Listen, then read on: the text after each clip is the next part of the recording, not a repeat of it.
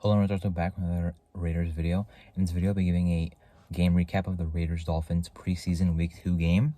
So let's get into it. The first thing I wanted to mention is that the O-line looked, pretty bad again.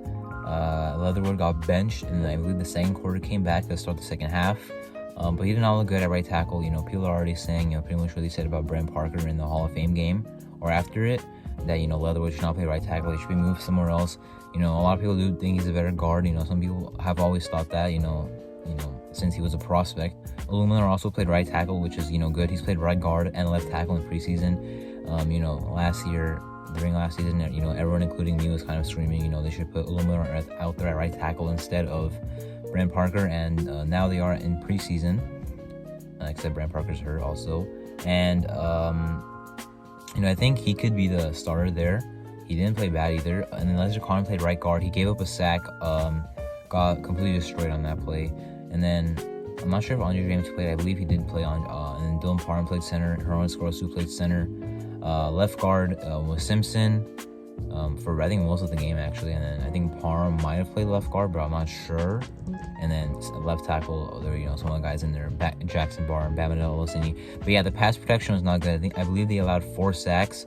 The right side of the O-line is still a problem. Lester Connor looked really good the first 2 preseason games, but not very good in the last one. Dylan Parham has been looking good from what I know at center and guard, and they have Illuminor in there as well. So yeah, the O-line is still not looking good. It is still a problem. However, we'll jump over to the opposite side of the trenches, where I mentioned in my previous video in the game preview for this game, the run defense. The run defense was a huge problem against Minnesota, and in this game, it fortunately did drastically change in the positives. They immediately got a lot better right when Jonathan Higgins came back. He came off the PUP list, played in this game. He looked good in run defense. The Raiders' run defense just looked way better. Unfortunately, Jordan Jenkins, who they signed, which I really love the signing of, fortunately torn his ACL. He's out for the season, so he's on IR. That was really unfortunate. I believe his first game play of that game, which is actually a pretty good play for him too. Besides the injury, he got a pretty good burst off the line and then almost got the QB, but as Bridgewater turned the corner, Jordan Jenkins, tore his ACL unfortunately. But the Raiders still got a safety with Curtis Bolton, who I thought looked okay in this game. At the linebacker spot, Luke Masterson. I mentioned this, I believe, in my Hall of Fame game preview. He, I just thought I was shrugging him off. I was whatever. I don't think he'll make the team. I don't think he's very good in coverage. However, now number 1, I think he will make the team. As honestly linebacker 4, I think he's better than Darian Butler. I think he's better than Curtis Bowen without a doubt. And I think he's probably better than Tay Davis, who they just signed also. Tay Davis, he didn't play in 2021. He was on the practice squad of the Texans. Played in years prior, I believe 40 career games with the Browns and the Giants. But yeah, Luke Masterson has looked good in coverage and good overall. I think he's been better than Darian Butler. I think Darian Butler is still a roster bubble candidate for making the maybe practice squad, maybe getting cut. But I think Luke Masterson right now has a very good shot to be the linebacker 4 on the active roster for the Raiders. In the secondary, Anthony Averett and Rocky Yassin did play in this game. Both looked solid for what they were doing. Jonathan Abram played in this game, also looked good. Roger Teamer played a lot. And then, you had your Isaiah Palomar, Quintero Cole guys. Matthias Farley has also looked good in preseason and continued that trend with a good game against the Dolphins as well. The corners also look really good down the stretch. Chris Jones has not looked good. However, I wouldn't be surprised if he's cut tomorrow. I'm recording this on Monday. Tomorrow, Tuesday, is when the 5 cuts need to happen. The roster needs to be down to 80. I would not be surprised if corner Chris Jones is one of those cuts. However, Ike Brown had 2 pass breakups. Sam Webb looked really good. Should have had a forced fumble recovery and touchdown all in the same play, but didn't happen. But he still played good. He did get beat, I believe, twice was on a corner route that he was in zone coverage. But yeah, the corners and safeties, the secondary as a whole has looked really good. There are some good players in the secondary that are going to get cut. Also Amik Robertson and Darius Phillips didn't look as good. However, I think Darius Phillips is easily a top 5 corner on this team. He can play slot, he can play outside, he can play kick returner, punt returner, and has played punt returner in our preseason game. Yeah, I think the secondary is doing well for itself in preseason. At the running back spot, I'll mention it right now. because, you know, it just happened today. As I'm recording this, Kenyon Drake, the Raiders are planning on releasing him. Now, I'm thinking that tomorrow is when they're actually going to release him. And I would be surprised if they actually find a trade partner for him. You know, he's a good player, but I just don't think anyone's trading for that. You know, even though it's they would pay him a pretty good contract for 1 year. They would still have to pay him the void years in future years when he might not even be on the team, because, you know, you're also signing a guy on a 1-year deal or trading for a guy on a 1-year deal. You don't know how long he's gonna contribute for you. But yeah, I would be surprised if he gets traded. But I think he will have a good market. But, you know, the bottom line is he won't be on the Raiders in 2022 playing in the regular season. He hasn't looked very good in preseason either, but even though I think he's probably the Raiders' second best running back, you know, at this point, other guys have had their roles. You know, Amir Abdullah can have the same role as Kenyon Drake. Brandon Bolden can have the same role as Kenyon Drake. Brent Brown's been playing well. He can go higher on the depth chart. Austin Walter was, you know, a late pickup in training camp and playing well. So yeah, Kenyon Drake cut out, and then, you know, I think I mentioned this in my last video actually. You know, even though I mentioned that it could happen, most people knew that it could happen, might actually end up happening. It does end up happening now, and, you know, even though it does, it's still unfortunate. At the rest of the running back spots, Jacobs did not play. Bolden did not play again. This is his third preseason game not playing. I'm not sure what's going on there. Abdullah has not played in the last 2 preseason games. Walter did play, but not much. He didn't do very well. Britton in this game. Britton Brown did play, had a good game, iced the game. 9 rushes, 70 yards, I believe, 5.7 yards per carry. So yeah, he looked good as well. At quarterback, they also traded Nick Mullins today to the Vikings for, guess what, a conditional 2024 7th round pick. I'm also saying, I'm also mentioning that conditional 2024 7th round pick because, you know, that's what the Raiders got on the Tyree Gillespie trade. And, you know, his first game in the preseason with the Titans, he played pretty well. But anyway, with this trade, I was not, you know, happy about it. Nick Mullins in this past game though, I will say I don't think any quarterback really shined between Stidham, Mullins, and Garbers. Garbers had his good rushing moments. Stidham has, he had his, whatever moments. I think both Stidham and Mullins had some good plays, but besides that, had to throw the ball quickly because they were under pressure from the O-line. And as the commentators on the broadcast I was mentioned it, or I was watching mentioned it, I believe they mentioned it. They're like, the Raiders are now going to run quick pass schemes.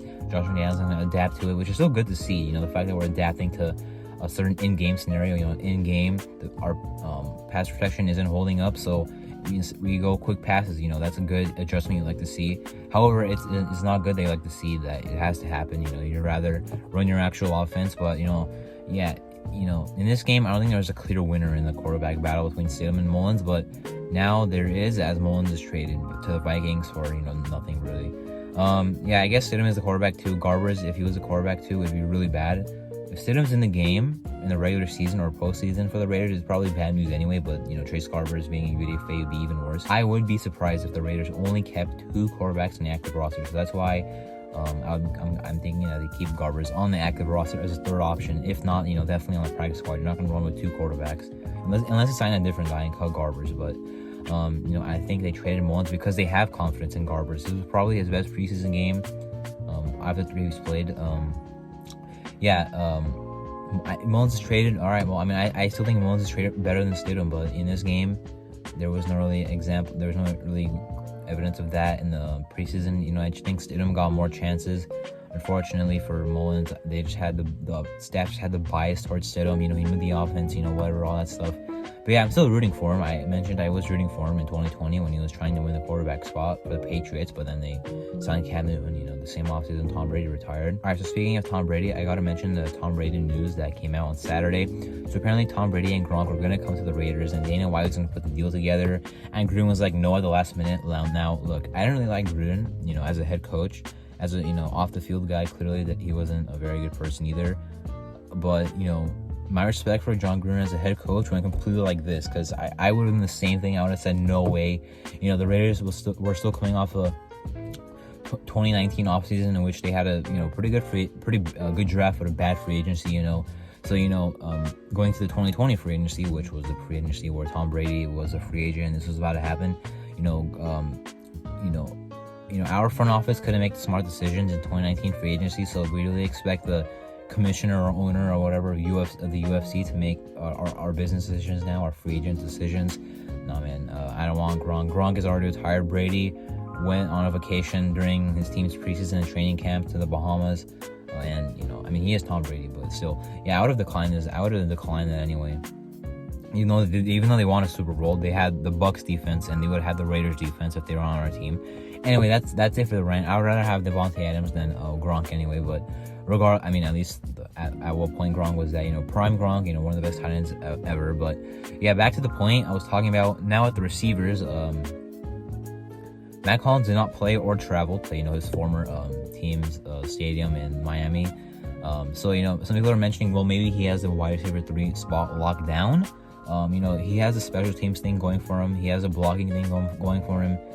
Receptions wise, he hasn't done much in preseason, but Tyron Johnson, Keelan Cole did look good in this game. I think it's a lock already for Keelan Cole, Tyron Johnson, and Matt Collins to make it. That's 5 receivers, including Devontae Adams and Hunter Renfrow. Now 6, I don't know if they'll keep a 6 on the active roster, but they certainly will keep 1, 2. I think 3 would be surprising, but 2 guys in the practice squad: DJ Turner, Dylan Stoner, Justin Hall, Chris Lacey. They'll probably cut. They have, I think, some other guys I'm forgetting. They have Isaiah Zuber, the returner man. So, there are some guys that made the practice squad still. DJ Turner didn't really do much in this game. He had 1 rush for 7 yards, 1 reception for 17 yards, so 2 total touches for 24 yards. But yeah, the receivers, no, I don't think there's a problem there. Now the Marcus Robinson cut, I think there's a clear cut top 5 receivers on the team. Although 3, 4, and 5 can still be decided in what order they're going to be in. But, I'd be fine if Matt Collins is starting at the receiver 3. But I also think Tyron Johnson and Keelan Cole might have their best preseason games this past week, so that's also good. At tight end, Jesper Horsted made 2 amazing catches, 3 total catches for 53 yards. He looked good. I think he went up from because the tight end 3 battle, in my opinion, Horsted was like the 3rd option to be tight end 3, basically meaning Bowers and Hollister were fighting for tight end 1 and 2. I don't know if Hollister or Bowers are even playing. I don't think I saw them. I saw Cole Fotheringham, the guy number 85, out there playing some fullback, playing some tight end. So yeah, I don't think Bowers or Hollister were out there, but Horsted could definitely, he definitely might have moved himself up to a active roster / practice squad candidate instead of a potential just cut straight up guy. But yeah, he made 2 amazing catches, 1 on 4th down also. So yeah, that was my game recap of the Raiders-Dolphins preseason game in week 2. The Raiders won 15-13. Carlson, made all his kicks. And then, Jason Sanders missed a kick at the end. Raiders won. It was a closer game. The preseason games have been getting closer, but still walked out a win. Let's see if the Raiders finish undefeated in the preseason on Friday. I'll make a game preview, of course, for that game anyway. Thank you for watching this video, though. I am Marto, and thank you for watching.